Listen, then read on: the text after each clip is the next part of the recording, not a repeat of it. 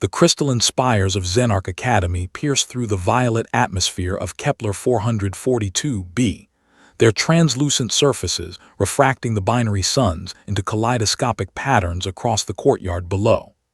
Elsa Martinez stood at the entrance to Combat Hall 7, her Regulation Academy jumpsuit feeling uncomfortably tight around her shoulders. She was the only human in a galaxy that had barely acknowledged Earth's existence until 3 years ago. "Another human," hissed Vexthor, a Krillian whose chitinous exoskeleton gleamed like polished obsidian. His mandibles clicked in what Elsa had learned was equivalent to derisive laughter. "The Academy truly lowers its standards each cycle." Elsa didn't respond. She'd learned that much during her first semester. Words meant nothing here, only results mattered, and she'd spent the last 6 months ensuring her results would speak loud enough. The Academy wasn't just any institution. It was the premier military training facility for the Galactic Concordance, a coalition of 47 species that had maintained relative peace for the past millennium. Only the best warriors, tacticians, and combat specialists from each world earned admission. Earth's inclusion 3 years ago had been controversial, to say the least. Harry Chen, her only human companion at the Academy, approached from across the courtyard. His lanky frame moved with the calculated efficiency of someone who'd survived the same prejudices she had. "You sure about this?" he asked, keeping his voice low. "Vexthor isn't just tough. He's got 3 combat certifications already, and he's bringing his whole squad." "I'm aware." Elsa adjusted the neural interface band around her temple, feeling the familiar tingle as it synchronized with her nervous system. "That's why I asked if they all wanted this smoke." Harry's eyes widened. "Elsa, that challenge was for Vexthor alone. You can't possibly." "Watch me." The challenge had been issued 3 days ago in Advanced Xenotactics class. Professor Kazier, a sentinel from Arcturus Prime, had been discussing human military history, specifically humanity's tendency toward what he called irrational aggression in asymmetric warfare scenarios. Vexthor had laughed, that clicking mandible sound echoing through the amphitheater. "Humans," he'd said, "are barely evolved primates who stumbled into space travel. They have no warrior tradition worth studying." Elsa had stood slowly. "Combat simulation. Tomorrow. You and anyone else who thinks humanity doesn't belong here." The combat hall filled quickly. Word of the challenge had spread through the Academy like radiation through vacuum. Elsa watched as Vexthor's squad assembled, 7 Krillians, each over 2 meters tall, each armored in bioreactive exoskeletons that made them look like nightmares sculpted from midnight. Behind them stood members of the Draconid Legion, serpentine beings whose scales could deflect energy weapons. Even a pair of sentinel warriors had shown up, their crystalline bodies humming with barely contained power. "Simulation parameters accepted," announced the hall's AI in its perfectly neutral tone. "Urban warfare scenario. Terran city designation, Stalingrad 1942. Atmospheric composition adjusted for all participants. Neural safety protocols engaged.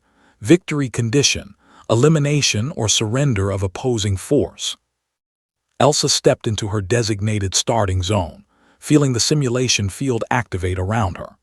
The combat hall's holographic systems were legendary, capable of recreating any environment with such fidelity that participants' brains couldn't distinguish simulation from reality.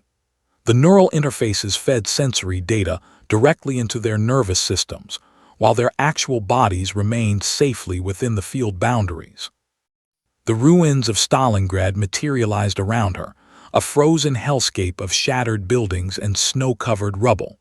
The cold felt real against her skin. The smell of cordite and destruction filled her nostrils. 15 opponents, Harry's voice crackled through her comm link. He was observing from outside the simulation field. "Elsa, this is suicide." "Just watch," she replied, checking her simulated equipment. The system had generated period-appropriate gear, a Soviet-era rifle, limited ammunition, standard winter clothing. Her opponents would have their species-specific combat advantages: Krillian strength and armor, Draconid energy manipulation, Sentinel phase shifting. The simulation timer began its countdown. Elsa closed her eyes and breathed. She'd spent 6 months preparing for this moment, studying not just tactics but the fundamental psychology of the species she'd be facing. Krillians valued honor and direct confrontation. Draconids relied on overwhelming force. Sentinels believed in their technological superiority. None of them understood guerrilla warfare, not really. The timer hit 0. Vexther's squad moved in formation, sweeping through the ruined streets with military precision. Their thermal sensors would track her body heat. Their armor would shrug off conventional weapons fire. They expected a target, someone to hunt. Elsa gave them one. She fired 3 shots from a collapsed building's 2nd floor, deliberately missing. The squad converged on her position immediately, exactly as she'd anticipated. She was already moving, dropping through a pre-scouted hole in the floor and into the building's basement before they reached the stairs. The Krillians crashed through the building's walls rather than use the doorways, pure Krillian tactical doctrine. By the time they realized she wasn't there, Elsa had circled behind them and eliminated 2 Draconids who'd been holding the perimeter with shots to their unarmored throat sections. Impossible, Vexther's voice echoed through the ruins. Cowardly human tactics. Elsa smiled grimly. Guerrilla warfare wasn't cowardly, it was efficient. And she'd spent months studying Earth's greatest practitioners, the Viet Cong, the Mujahideen, the countless resistance movements that had proven that technology and strength meant nothing without adaptability. She used the rubble itself as a weapon, rigging collapsed sections to create ambush points. She exploited the Krillians' honor-bound tendencies, leaving obvious trails that led to prepared kill zones. She targeted the Sentinels' crystalline bodies with sustained fire in specific resonance frequencies, causing their molecular structures to destabilize. 15 became 12, 12 became 8.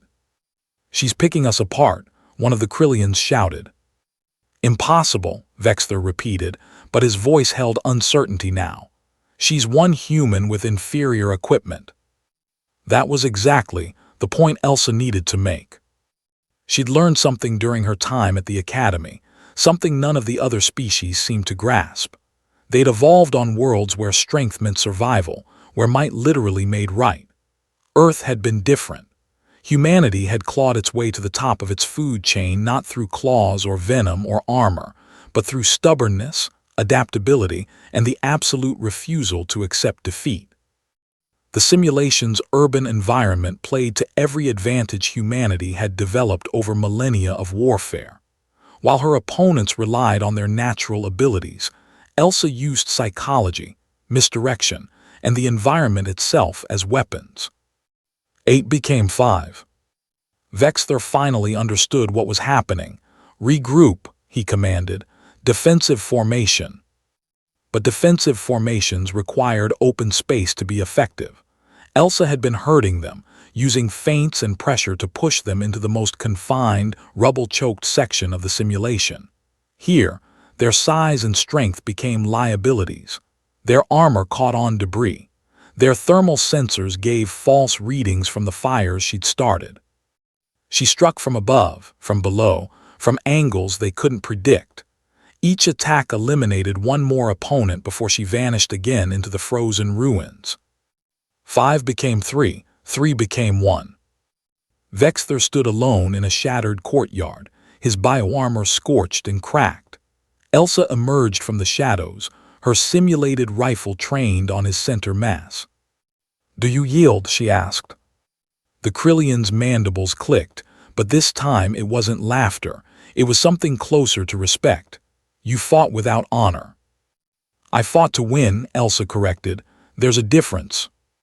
You are one human, alone, outmatched. By all tactical analysis, you should have lost." Elsa smiled, a cold expression that didn't reach her eyes. That's what the British thought at Lexington, what the Romans thought in the Teutoburg forest, What every empire in human history thought right before they learned otherwise.